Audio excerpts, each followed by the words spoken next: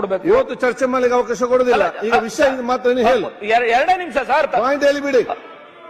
ಅಲ್ಲ, ಚರ್ಚೆ ಗಂಭೀರ ಸಭಾಧ್ಯಕ್ಷರೇ, ನನ್ನ ಕ್ಷೇತ್ರಕ್ಕೆ ಸಂಬಂಧಪಟ್ಟಂತೆ ಬಹಳ ಗಂಭೀರ ವಿಚಾರ ಪಾಯಿಂಟ್ ಗಮನಕ್ಕೆ ತರಬೇಕಾಗಿರೋ ದಯಮಾಡಿ ನಿಮ್ ಕೈ ಮುಗಿದು ಕೇಳ್ತೀನಿ. 5 ನಿಮಿಷ ನನ್ನ ಚರ್ಚೆಗೆ ಅವಕಾಶ ಮಾಡಿಕೊಡ್ಲೇಬೇಕು. ಕಾಲಿಂಗ್ ಸಭಾಧ್ಯಕ್ಷರೇ, ಈ ವಿಚಾರ 3ನೇ ಹಂತದ ಟ್ರೀಟ್ಮೆಂಟ್ ಅನ್ನ ನಾನು ಒತ್ತಾಯ ಮಾಡಲಿಕ್ಕೆ ಕಾರಣ ಏನು ಅಂತಕ್ಕಂಥದ್ದನ್ನ ಸದನದ ಗಮನಕ್ಕೆ ತರಲಿಕ್ಕೆ ಬಯಸ್ತೇನೆ.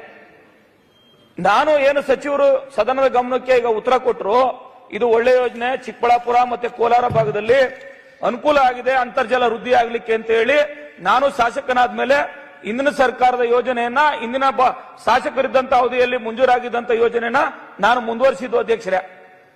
ಯೋಜನೆ ಅನುಷ್ಠಾನಕ್ಕೆ ಭೂಮಿ ಪೂಜೆ ಮಾಡಿ ಕಾರ್ಯ ಸ್ಟಾರ್ಟ್ ಮಾಡಿದ್ಮೇಲೆ ಅಧ್ಯಕ್ಷರೇ, ನನ್ನ ಕ್ಷೇತ್ರದಲ್ಲಿ ಬಿಜೆಪಿಯ ಮುಖಂಡರುಗಳು, ಕಾರ್ಯಕರ್ತರು, ಅಲ್ಲಿನ ನನ್ನ ವಿರುದ್ಧ ಸೋತಂತ ಜೆಡಿಎಸ್ ಪಕ್ಷದ ಮಾಜಿ ಶಾಸಕರು ಹಿಂದೆ ಅವ್ರ ಕಾಲದಲ್ಲೇ ಈ ಯೋಜನೆಯನ್ನ ಡಿಪಿಆರ್ ಮಾಡಿಸಿ ಹಲವಾರು ಸಭೆಗಳನ್ನ ಮಾಡಿಸಿದಂತವರು ಶಾಸಕರು ನಮ್ಮ ಕ್ಷೇತ್ರದ ಕೆರೆಗಳಿಗೆ ಮತ್ತೆ ಕಾಂಗ್ರೆಸ್ ಸರ್ಕಾರ ವಿಷ ನೀರನ್ನ, ಕಕ್ಕಸ್ ನೀರನ್ನ, ರಾಸಾಯನಿಕ ಕಾರಕವಾಗಿರ್ತಕ್ಕಂಥ ನೀರನ್ನ ತುಂಬಿಸಿ ನಮ್ಮ ಕ್ಷೇತ್ರದ ಜನತೆಯ ಭವಿಷ್ಯಕ್ಕೆ ತೊಂದರೆಯನ್ನು ತಂದೊಡ್ತಾ ಇದ್ದಾರೆ.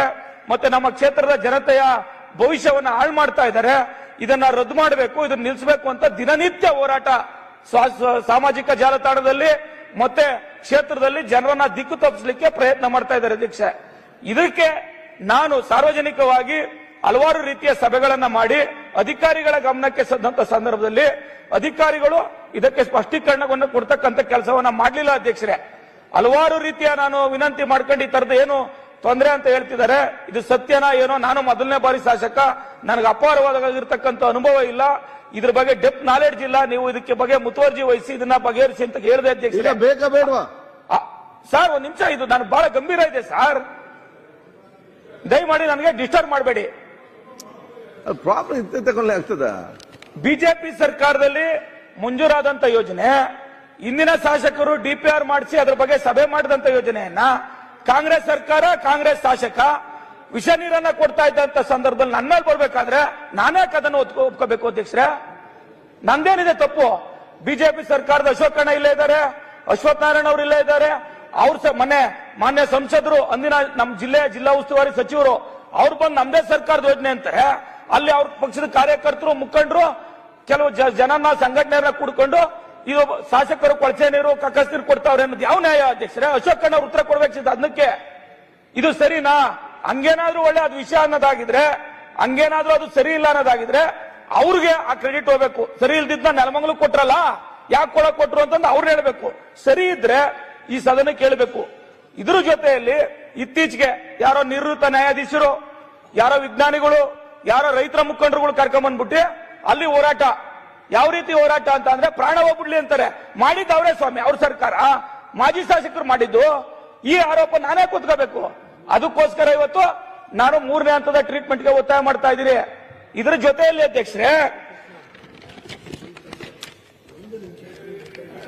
ಇದರ ಜೊತೆಯಲ್ಲಿ ಒಂದು ಬೋರ್ಡ್ ಅಧ್ಯಕ್ಷರೇ, ಈ ನೀರು ದನ ಕುರುಗಳು ಕುಡಿಯಕ್ಕೆ ಯೋಗ್ಯ ಅಲ್ಲ, ಇದರಿಂದ ಕ್ಯಾನ್ಸರ್ ಬರ್ತದೆ, ಇದರಿಂದ ಅಂಗವಿಕಲರ ಮಕ್ಕಳು ಹುಡ್ತಾರೆ ಅಂತ ಹೇಳ್ತಾರೆ.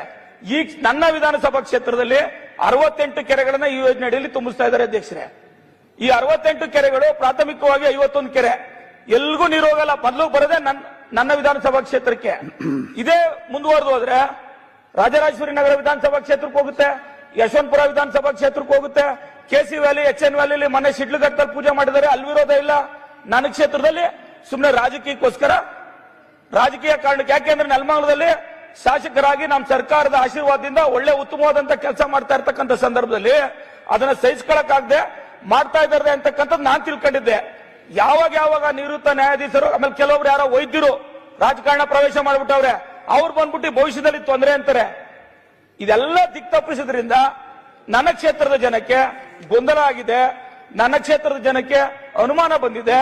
ಹಾಗಾಗಿ 3ನೇ ಹಂತದ ಟ್ರೀಟ್ಮೆಂಟ್ ಅನ್ನ ಮಾಡಿ ನೀರು ಕೊಡಬೇಕು.